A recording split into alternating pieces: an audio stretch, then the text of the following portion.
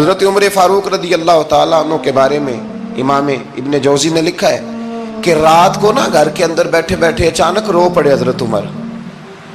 62 سال عمر ہے, خلافت کے آخری ایام چل رہے ہیں, تو رو پڑے ایسے ہی گھر میں بلا وجہ ہی. آپ کی اہلیہ نے, زوجہ نے بیٹے کو اٹھایا, فرمایا پتہ کرو تمہارے باپ کو کیا مسئلہ ہے, کہیں کوئی تکلیف تو نہیں, درد تو نہیں, صاحبزادے آئے. ابا جی کیا بات ہے؟ فرمایا اماں کو بلاؤ.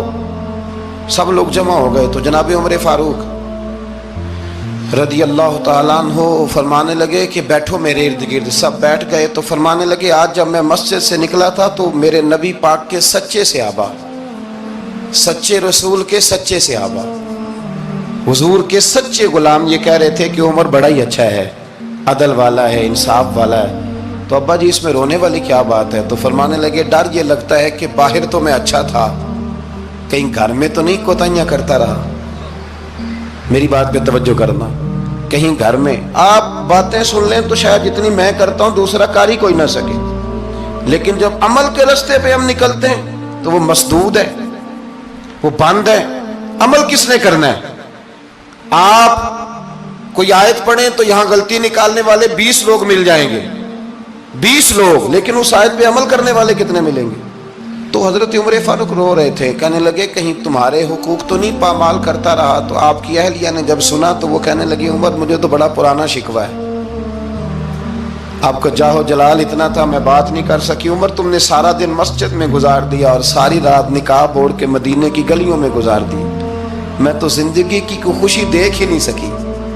چاہ تو میرے اندر بھی تھے نا کہ میرا شوہر کچھ گھڑیاں بیٹھتا, کہیں مجھے لے کے جاتا, تو میں تو کچھ نہیں دیکھا, مجھے بڑا شکوہ ہے. تو حضرت عمر کہنے لگے چل اللہ کی رضا کے لیے معاف کر دے. بھئی معافی بیوی سے نہیں مانگی جا رہی, معافی اپنی غلطی کی مانگی جا رہی. یہ سمجھ لیں, بیوی کے لیے تو خامد کا بہت بڑا مقام ہے نا, لیکن یہاں غلطی کس بات کی ہے؟ اپنی کمزوری پر غلطی کا اعتراف کر کے معذرت کا سوال کیا جا رہا ہے. تو حضرت عمر کہنے لگے معاف کر دے. تو اہلیہ کہنے لگی میں نہیں معاف کرتی, میری شرط پوری کریں. فرمایا وہ کیا؟ فرمانے لگی قیامت میں جب اللہ آپ کے لیے جنت کا حکم دے گا تو آپ میری سفارش کریں گے اللہ کی بارگاہ میں؟ سفارش کریں گے کہ یا اللہ مجھے کپڑے دھو کے دیتی تھی, میری عزت کی حفاظت کرتی تھی, میرے بستر کو پاک رکھتی تھی, کہیں گے؟ تو حضرت عمر فرمانے لگے تیرے ساتھ وعدہ رہا, رب نے اگر عمر کو اپنے فضل, اپنے کرم اور اپنے محبوب کے صدقے جنت دی تو عمر تیرے بغیر جنت میں نہیں جائے گا. عمل کا رستہ, عمل کا رستہ. دیکھیں نا, 2 دفعہ استاد بات کرتا ہے, 2 دفعہ, اور کوئی زیادہ, ایک تو ہے نا کہ ایم اے اور جناب ایم ایڈ اور ایم فل اور پھر پی ایچ ڈی قسم کا استاد. ایک وہ جو matric P T C teacher ہے نا, وہ 2 دفعہ اسٹوڈنٹ کو کام کہے تو تیسری دفعہ وہ ناراض ہو جاتا ہے, کہتا ہے میں 2 دفعہ کہا ہے. بچے کو آپ 2 دفعہ کہتے ہیں اور اگر تیسری دفعہ کہنا پڑے تو غصہ آتا ہے نہیں آتا؟ بھئی تو نے اتنی دفعہ کہا ہے, تو سمجھ نہیں رہا بات کو. اور اگر اللہ کریم قرآن مجید میں سینکڑوں دفعہ کہے نماز پڑھو, سینکڑوں دفعہ, اور یہ بہانے کر رہا ہے, یہ بھی پروگرام بنا رہا ہے, پھر کہتا ہے میں بے چین رہتا ہوں, میں بے قرار رہتا ہوں. عمل کا رستہ اس کو اختیار کریں, آپ سکون میں رہیں گے. بد عمل آدمی اور بے عمل آدمی یہ ہمیشہ پریشان رہتے ہیں, ہمیشہ. عمل کریں, توبہ کریں تو پھر بدل جائیں, پھر تبدیلی آئے. اور یہ کوئی مشکل کام نہیں, جو بدلنے والے تھے وہ بدل گئے. بڑا کچھ کرتے تھے پر پھر وہ لوگ بدل گئے. حضرت فضالہ رضی اللہ تعالیٰ عنہ کہتے ہیں کہ میں بڑا دل دادا تھا عورتوں کا, اور میرا ماحول یہ تھا کہ میں قتل بھی کر لیتا تھا معاذ اللہ, چوری بھی کر لیتا تھا, اور رات میری طبیعت تھی معاذ اللہ نئی سے نئی عورت کے پاس جانا. کہتے ہیں ابو جہل نے اعلان کیا کہ جو نبی پاک علیہ السلام کا سر اقدس معاذ اللہ کاٹ کے لائے گا, نقل کفر کفر نہ باشد, 100 سرخ اونٹ انعام ملے گا. تو میں نے ارادہ کر لیا کہ میں بہت سارا انعام حاصل کروں گا. قرآن مجید میں نا اللہ فرماتا ہے کہ بہت سارے لوگ ایسے ہیں جنہیں اگر میں رزق میں کشادگی دے دوں, زیادہ پیسے دے دوں, فرمایا باغی ہو جائیں, وہ سرکش ہو جائیں. یہ بہت سارے لوگوں کو جو اللہ تبارک و تعالیٰ اعتدال میں رکھتا ہے تو یہ ان کے لیے بہتر ہے. ہر بندہ دولت کے ہوتے ہوئے نیک ہو سکتا تو یہ اللہ اگر رکھتا ہے نا اعتدال میں تو شکر کرے اللہ کا، ورنہ تو لوگ عیاشیاں کریں، پتہ نہیں کیا کچھ کر گزرے۔ تو حضرت فضالہ کہتے ہیں کہ میں نے خنجر تیار کیا اور میں نے بغل میں اس کو چھپایا، اوپر میں نے چادر اوڑھ لی۔ اب مجھے پتا تھا ظہر کی نماز کے بعد نبی پاک صلی اللہ علیہ وسلم طواف کعبہ کے لیے، بیت اللہ شریف کے طواف کے لیے جاتے ہیں۔ کہتے ہیں میں بھی اس طرف بڑھا، رستے میں نا وہ خاتون جس کے گھر میں نے رات آنا تھا، میں نے دروازے پہ دستک دی، میں نے کہا کہ تیار رہنا، تیار رہنا، آج میں بڑے پیسے لے کے آؤں گا۔ اسے میں نے یہ کہا اور پھر میں چلا گیا بیت اللہ شریف کا طواف کرنے۔ کہتے ہیں اللہ کے محبوب بھی طواف کر رہے تھے تو میں نے بھی طواف شروع کر دیا۔ ارادہ یہ تھا کہ جہاں نبی پاک علیہ السلام میرے قریب سے گزریں گے تو موقع پا کر میں حضور کے جسم اقدس پر خنجر کھونپ دوں گا اور معاذ اللہ شہید کر دوں گا۔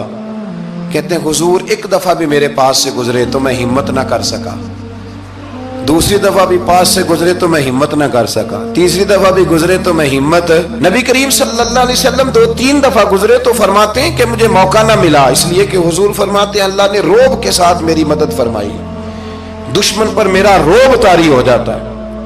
فرماتے ہیں جب چکر پورے ہو گئے تو محبوب کریم نہ چھٹے چکر پہ فرمانے لگے فضالہ چکر ایک رہ گیا ہے، بے خبر ہو جو غلاموں سے وہ آقا کیا ہے، ایک پھیرا رہ گیا ہے۔ کہتے ہیں طواف مکمل ہو گیا تو محبوب میرے قریب آئے، فرمایا وہ کام کرتے کیوں نہیں جس کے لیے آئے تھے؟ میں نے عرض کی یا رسول اللہ کون سا کام، کیسا کام؟ اندر تو چور تھا نا، بانج فقیروں کسے نہیں ماریا اے ہوئی چور اندر دا، اندر چور تھا نا۔ کہتے ہیں حضور نے مجھے کندھے سے پکڑ کے ہلایا، فرمایا کرتے کیوں نہیں؟ جب حضور نے ہلایا تو وہ خنجر بھی پیروں میں گرا اور میں بھی رسول اللہ کے پیروں میں گر گیا۔ میں نے کہا حضور مجھے کلمہ پڑھا دیں۔ کہتے ہیں حضور نے پہلے میرے دل پہ دست مبارک پھیرا، پھر میرے نبی نے مجھے کلمہ پڑھا دیا۔ اب نا مرید ہونے والا کہتا ہے کہ جی آہستہ آہستہ میں ٹھیک ہو جاؤں گا۔ اب وہ آہستہ آہستہ کا کیا ترجمہ ہے یہ بالکل سمجھ نہیں آتی۔ بھئی کسی بندے سے 5 لاکھ روپیہ لینا ہے تو اس سے وہ کہتا ہے جی میں آہستہ آہستہ دوں گا، 500 روپیہ دے دیا کروں گا روز کا، تو کہتے ہیں میری رقم خراب ہوتی ہے، پورے دو۔ اور نیکی کی بات جب آتی ہے تو کہتے ہیں حضرت صاحب دین اتنا سخت نہیں ہے، میں آہستہ آہستہ ٹھیک ہو جاؤں گا۔ اب میں مغربی شاب پڑھنی شروع کر دی ہے میں نے، اب میں تسبیح لے لی ہے کل میں نے، بھی آہستہ آہستہ میں ٹھیک ہو جاؤں گا۔ یعنی رقم لینی ہو تو وہ آہستہ آہستہ قبول نہیں ہے، لیکن اور مکان کی رجسٹری اگر کرانی ہو تو مالک مکان کہے کہ آہستہ آہستہ کرا لو، کہتے ہیں پیسے پورے دیے، سویرے چل اور بیان دے۔ یہ کیا بات ہوئی؟ یہاں یہ جو ہمارا ماحول تھا نا کر لیں گے ہو جائے گا، یقین کریں لوگ قبروں میں چلے گئے ہیں پر مسجدوں میں نہیں آئے، ہر کام سے لوگ ریٹائر ہوئے پر گناہوں سے ریٹائر نہیں ہوئے، آخر تک تباہی اتر گئی لیکن لوگ بدلنے کو تیار نہ ہوئے۔ حضرت فضالہ کہتے ہیں ابھی میں نے کلمہ پڑھا، ابھی میں واپس آیا، رستے میں وہ بی بی کھڑی تھی، کہتے ہیں میں وہ شخص تھا کہ عورتیں مرتی تھی میرے اوپر اور کسی کی جرت تھی کہ وہ آئیں بائیں شائیں کرے، لیکن فرماتے ہیں میں بی بی کے پاس سے گزر گیا، پہلے تو اس کا خیال تھا رکے گا، لیکن جب میں رکا نہ تو دروازے پہ آئی، اور جب میں گزر گیا تو اس نے آواز دی، لیکن میں نے سنی انسنی کر دی، جب آگے بڑھا تو میرے پیچھے دوڑی۔ فرماتے ہیں مجھے پکڑ کے کہنے لگی فضالہ تجھے کیا ہوا، تو وہی نہیں جو یہاں سے گیا تھا؟ آپ فرماتے ہیں میں کبھی نہیں رویا تھا، میں کبھی نہیں رویا تھا، اور جب کہا نا تو وہی نہیں، کہتے میں نے سر اٹھایا تو میری آنکھوں میں آنسو تھے، میں نے کہا میں جو گیا تھا وہ نہیں ہوں، اب تو میں محمد عربی کا غلام بن گیا، اب میں وہ نہیں ہوں، اب نہیں ہو سکتا کہ کوئی میری نظر میلی ہو جائے، یہ کیسے ممکن ہے؟ اب نا اسلام کی تعریف ہم نے یہ کی ہے کہ خبردار کوئی ہمارے قریب نہ آئے، ہم کسی کو بات نہیں کرنے دیتے کہ ہم مسلمان ہیں، ہم بات نہیں کرنے دیتے۔ پتہ کیا بات ہے، ایک میری یہ تقریر ہوتی ہے ممبر پہ اور ایک میرا عمل ہوتا ہے جب میں سفر کرتا ہوں، جب میں گاڑی میں بیٹھتا ہوں، جب میں دوستوں سے ملتا ہوں، جب ان دونوں باتوں میں تضاد آتا ہے نا، تضاد، تو لوگ تقریر کو جذبات نہیں کہتے، ایک فن بن جاتی ہے تقریر۔ آپ کو پتہ ہے نا وائزین نعت خواں کہتے ہیں میں نے محفل لوٹ لی، پھر لوگ شمار کرتے ہیں کتنے لوگوں نے سبحان اللہ کہی، پھر لوگ شمار کرتے ہیں کہ آج 5 بندے روئے بھی تھے جب میں تقریر کر رہا تھا۔ تو پھر یہ فن ہے، یہ جذبات کا اظہار۔ سمجھ لیں بات کو کہ عمل جب آپ نہیں نہ کرتے عمل، تو آپ خود بڑے بے چین رہتے ہیں کہ یار یہ میں کیا کر رہا ہوں، یہ کون سا گورکھ دھندا ہے کہ میرا عمل صفر ہوتا جا رہا ہے۔ ہمارے ایک استاد تھے تو وہ فرمایا کرتے تھے کہ اگر پڑھے لکھے آدمی کو تم بے عمل دیکھو تو اس سے دور ہٹ جایا کرو، ورنہ تمہیں بھی بے عمل کر دے گا۔ میں نے ان سے عرض کی، میں نے کہا حضور یہ کیا ہے؟ تو فرمانے لگے اپنے حضرت صاحب سے پوچھنا، وضاحت کریں گے۔ میں نے حضرت صاحب سے کہا جی عجیب بات کر دی ہے، علم والے بندے کے پاس بیٹھ کے تو علم آتا ہے۔ تو وہ فرما رہے تھے کہ علم والے بندے کے پاس اگر وہ بے عمل ہو تو بالکل نہ بیٹھنا۔